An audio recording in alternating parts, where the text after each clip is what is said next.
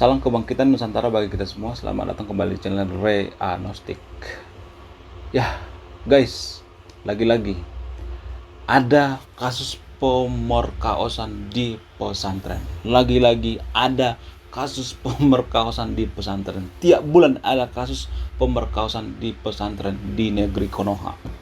Baru-baru ini dilansir daripada Detik News, puluhan warga menggeruduk sebuah pesantren di desa Sugihan, daerah Trenggalek. Ada santriwati yang diperkosa oleh pengasuhnya atau pimpinan daripada ponpes atau pondok pesantren. Wow, gila banget. Sepertinya tiap bulan ya ada yang namanya kasus-kasus seperti ini ya. Kasus-kasus pemerkosaan santri gitu. Nah, yang jadi pertanyaan adalah, kalau ada tiap bulan gitu kasus-kasus pemerkosaan santriwati di setiap ponpes atau pondok pesantren, kenapa? Nah, yang jadi pertanyaan adalah, yang saya pertanyakan itu adalah, kenapa ada orang tua yang menyekolahkan anaknya di sebuah pesantren? Kenapa? Ada putrinya nih, udah tahu ada kasus-kasus seperti itu tiap bulan di Konoha. Kenapa ada yang mau gitu? Kenapa ada bisa terjadi di Konoha seperti itu? Kalau misalnya nih ada yang mengatakan itu hanya oknum, itu kan hanya oknum. Oknum itu setahu saya itu 1, 2, 3 orang ya. Ini kalau tiap bulan gitu ada ratusan atau ribuan orang yang melakukan seperti itu per tahun misalnya. Apakah itu layak disebut oknum? Kalau 1, 2 orang nggak jadi masalah. Ini satu kabupaten. Oknum dari mana? Oknum dari Hong Kong. Oknum, selalu ada masalah oknum. Itulah kenapa kita tidak maju. Kita selalu menyalahkan oknum. Biar apa? Biar kita bisa lepas dari yang namanya tanggung jawab. Oknum itu, kalau boleh jujur ya, ada orang mengatakan oknum itu adalah biar lepas dari tanggung jawab. Itu dasarnya. Kita tidak jujur mengakui bahwa ya, emang ada yang salah dengan tradisi pesantren di Konoha ini. Ada yang salah gitu. Jadi yang salah itu apa? Itu yang kita cari. Apa solusinya? Jadi kita berdebat itu jangan berdebatkan ya ini kan yang oknum. Ya berdebatkan udah selesai kalau seperti itu. Kita berdebat atau berdiskusi ini mencari solusi. Solusinya apa? Kenapa bisa terjadi seperti itu? Dan kenapa ada orang tua murid santriwati yang mau menyekolahkan anaknya di sekolah-sekolah seperti itu? Kenapa? Mungkin ada yang mengatakan, oh sebelumnya tidak tahu. Nggak tahu dari mana, orang tiap bulan kok ada di sekolah-sekolah santri yang ada kasus-kasus seperti itu. Kalau udah ada tiap bulan berarti sudah semacam tradisi dong, ya kan, bener nggak? Sudah semacam tradisi dong. Apakah karena mereka seiman gitu, mereka tidak mau ribut gitu, atau ya ini kan aib kita, oknum, semua oknum dari dulu sampai sekarang oknum terus. Setelah saya meneliti dan memahami atau dapat bocoran daripada orang dalam ponpes itu sendiri, saya ada fakta yang mengejutkan gitu. Jadi ada katanya dari orang dalam ya, ada trik bagaimana supaya kita melakukan ya tindakan-tindakan seperti itulah, melampiaskan kesaknean para pengasuhnya atau para gurunya, melakukan modus-modus yang murahan lah. Ada beberapa trik-triknya. Apa itu triknya? Sehingga para santriwati ini diperkaos secara halus, mau diperkaos secara halus, dan bahkan punya anak. Banyak juga katanya keluarga yang tidak tahu. Jadi sungguh mengerikan ya.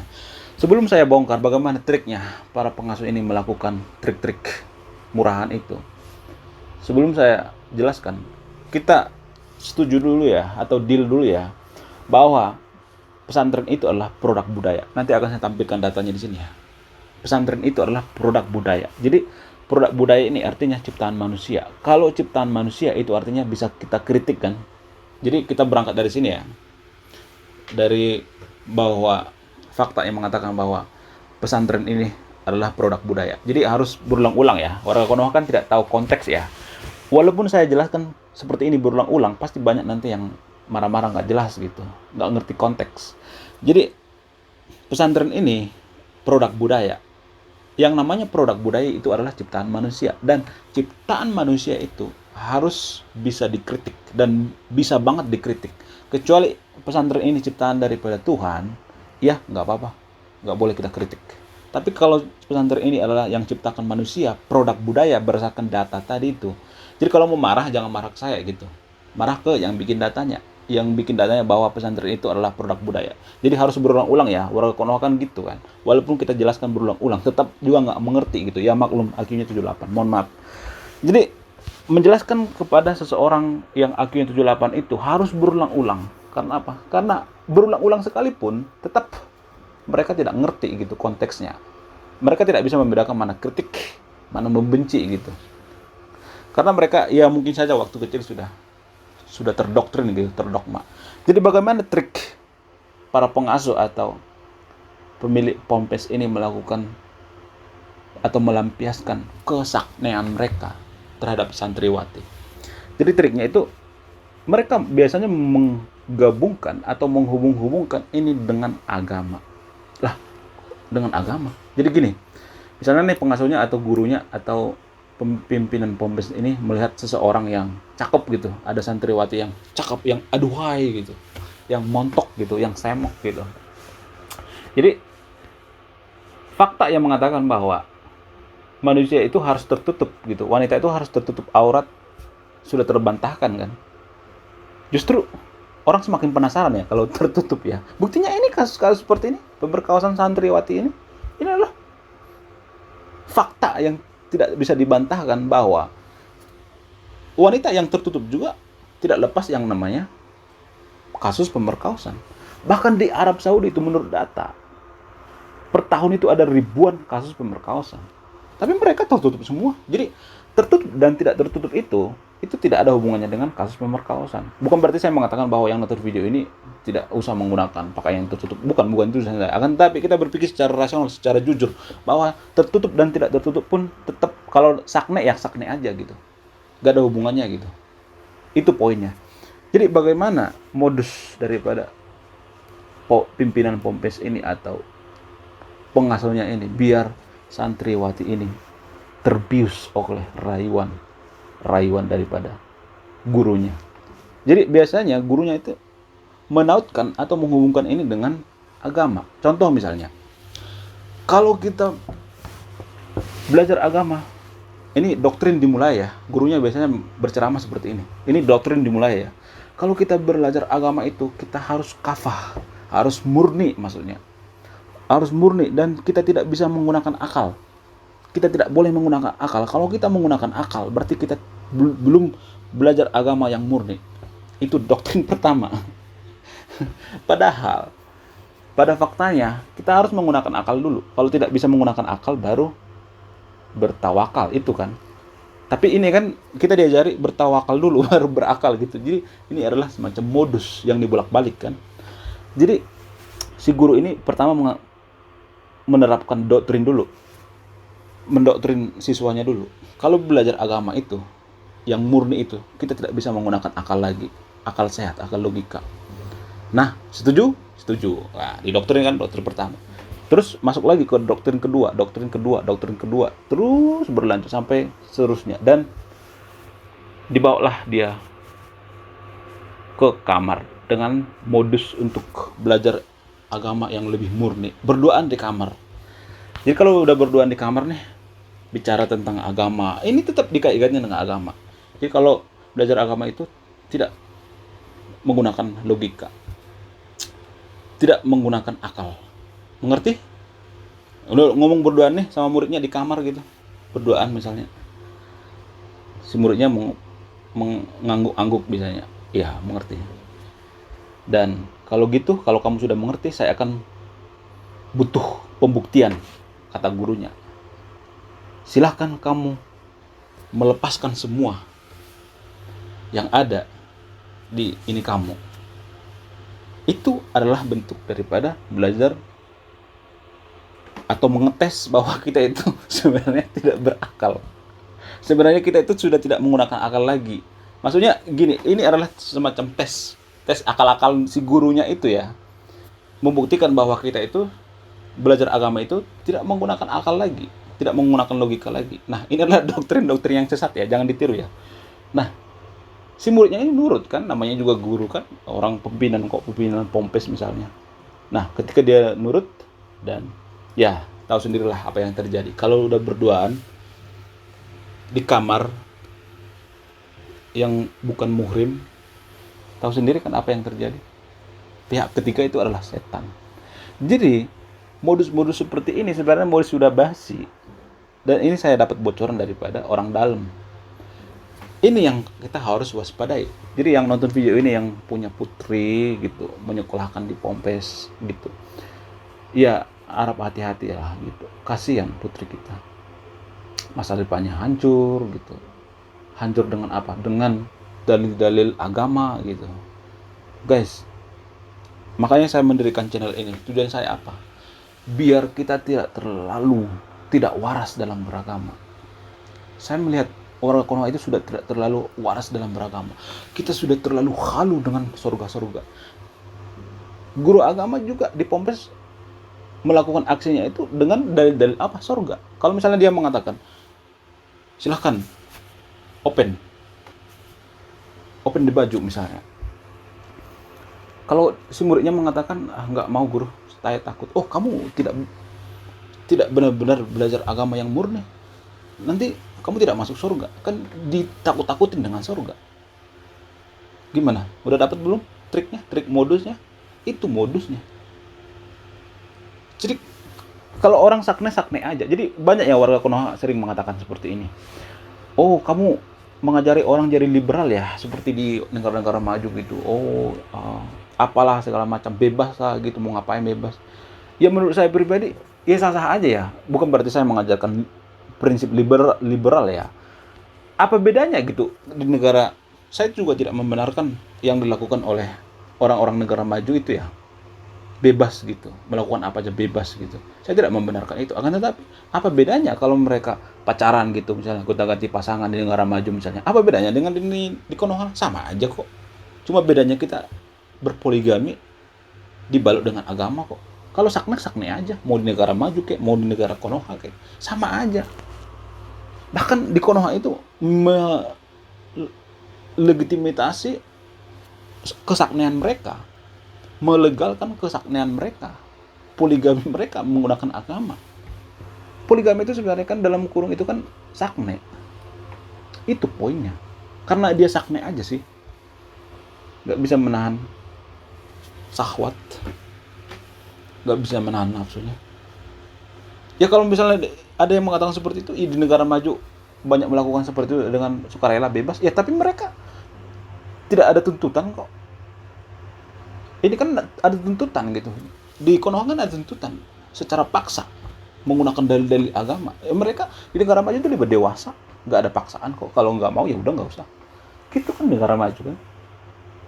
Jadi nggak ada korban gitu. Jadi bicara tentang poligami ya, di negara maju itu kan kalau poligami itu kan jarang ya, tapi berganti-ganti pasangan ada gitu. Kawin cerai. Saya juga tidak membenarkan ini ya. Tapi kan sama-sama berbahaya, dua-duanya juga sama-sama berbahaya, sama-sama korban gitu. Bedanya kita dilegitimasi gitu, maksudnya dilegalkan gitu. Di Konoha dilegalkan dengan menggunakan agama. Ada labelnya gitu. Jadi sebenarnya sama-sama aja sih sebenarnya, sama-sama berbahaya. Jadi warga Konoha kan sering membanding-bandingkan gitu. Oh, kamu mengajarkan liberal, kebebasan. Ya justru di negara maju itu kalau melakukan hal seperti itu, kalau misalnya ada yang sakne nih di negara maju, mereka tidak memaksa. Ya sama-sama suka kok. Beda kan kasusnya kalau yang ada di Pompes ini kan muridnya itu kan dibodoh-bodohi kan. Dengan iming-iming surga, dengan dalil-dalil agama, padahal sakne aja kan. Itu poinnya. Selain itu, saya akan mengkritisi Pompes juga ya, pondok pesantren atau pesantren ini. Berdasarkan data dari yang saya katakan tadi itu, bahwa pesantren ini adalah produk budaya. Berarti bisa dikritik dong ya. Jadi saya melihat ya, pondok pesantren atau pesantren ini semacam logical fallacy. Maksudnya gimana? Jadi gini, Dari judulnya aja, dari sekolahnya aja sudah logical fallacy, cacat berpikir gini. Kenapa saya mengatakan bahwa pesantren itu logical fallacy yang sangat parah? Kenapa? Karena gini, pesantren itu kan memisahkan antara ilmu akhirat dengan ilmu dunia. Padahal kan itu kan sama aja. Contoh misalnya, ilmu agama itu adalah ilmu dunia juga. Misalnya nih, ada ilmu agama. Kenapa kita harus belajar ilmu agama? Kan ilmu agama itu ilmu akhirat juga. Contoh misalnya, matematika atau fisika, geografi atau ilmu kedokteran, itu kan ilmu agama juga. Kenapa harus digabung gitu? Kenapa harus disekulerkan gitu? Itu kan bagian daripada ilmu agama juga. Kenapa saya mengatakan bahwa ilmu matematika atau kedokteran atau ilmu fisika itu bagian daripada ilmu agama? Karena kalau kita menemukan sesuatu, penemuan misalnya ilmu kedokteran misalnya, menemukan obat penyakit kanker misalnya, itu kan bagian daripada ilmu agama. Kenapa saya mengatakan bahwa ini adalah bagian daripada ilmu agama? Karena dengan menemukan kanker ini,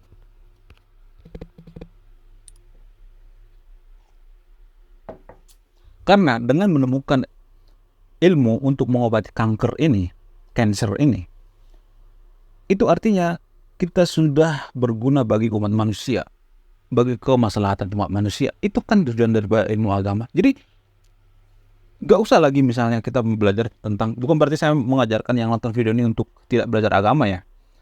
Jadi inti daripada belajar agama itu adalah kebaikan, ya kan? Ilmu yang bermanfaat. Kalau kita menemukan ilmu kedokteran gitu, misalnya obat kanker kita menemukan, itu kan bagian daripada ilmu agama. Karena apa? Karena ini bagian daripada agama, ibadah kita. Jadi menurut saya pesantren itu adalah logical fallacy. Jadi dulunya kok udah logical fallacy, ngapain kita belajar agama-agama? Ya belajar agama itu kan bisa di rumah diajarkan gitu, belajar sendiri gitu, mandiri. Jadi jangan dipisah gitu ilmu agama dengan ilmu dunia. Itu kan sama sebenarnya. Ilmu dunia yang kita berpikir bahwa ilmu matematika, fisika dan lain sebagainya itu ilmu dunia, itu bukan ilmu dunia, itu bagian daripada ilmu agama juga. Jadi di negara maju pemikirannya seperti itu. Cuman di Konoha atau di negara yang tidak maju, pemikirannya itu berpikir bahwa oh ini ilmu akhirat, ini ilmu dunia. Jadi pesantren juga menurut saya itu sudah salah gitu. Logical fallacy. Mungkin ribuan tahun yang lalu nggak jadi masalah karena orang pemikirannya masih terbelakang ya.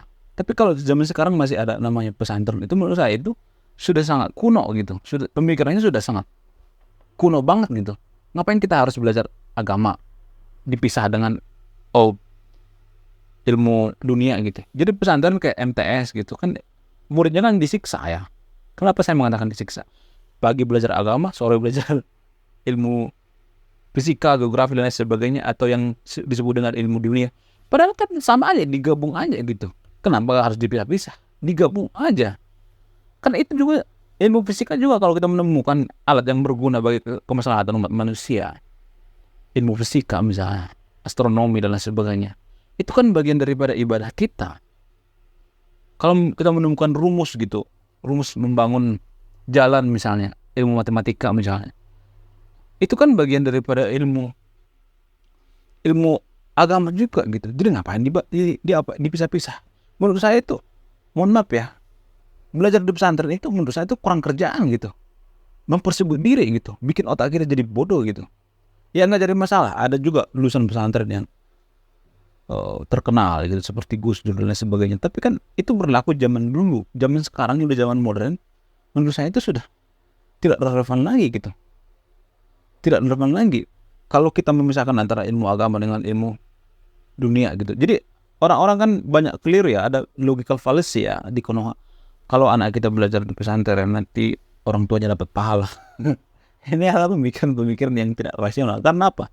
Karena justru pesantren itu adalah produk manusia, bukan produk dari Tuhan. Bagaimanapun kita dapat pahala kalau pesantren itu adalah produk dari manusia, bukan dari produk Tuhan. Itu poinnya. Jadi tolonglah yang nonton video ini, kasihan putri kita kalau misalnya masuk ke pesantren itu. Ya dia lihatlah pesantrennya gitu. Ya kalau bisa yang ngajarin itu cewek semua lah gitu, jangan ada yang cowok. Ya kan? Kasihan putri kita gitu.